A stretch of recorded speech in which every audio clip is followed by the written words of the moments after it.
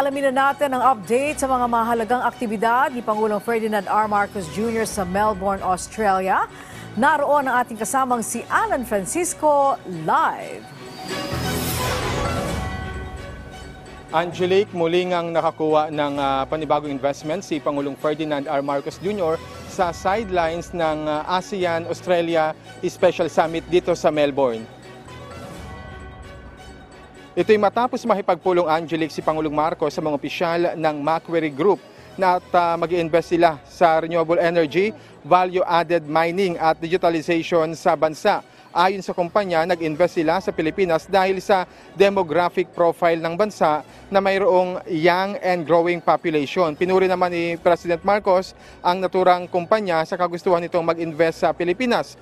Makatutulong aniya ang mga tulad nitong investments sa digitalization process ng Pilipinas. Samantala, Angelique, mamayang hapon ay officially magbubukas na ang 2024 ASEAN-Australia Special Summit. Susundan yan mamayang gabi naman ng Prime Minister's reception at kasunod nito ay ang dinner ng mga leader ng mga bansang kalahok at ng kanilang mga may bahay. Bukas ng umaga, may ilang engagement pa si Pangulong Marcos bago tumulak pabalik dyan sa ating bansa. Live mula rito sa Melbourne, Australia, Angelique. Yes, Alan, paano makakatulong ang pagdalo dyan ni Pangulong Ferdinand R. Marcos Jr. sa ating mga Pilipino?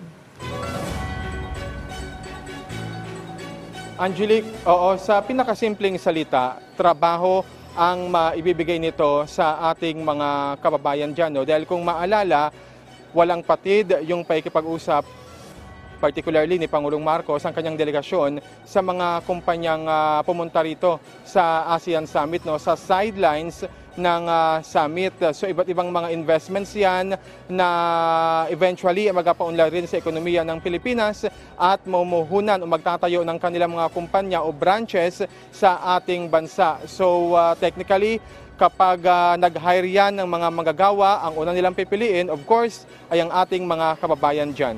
Angelique. Okay, maraming salamat, Alan Francisco.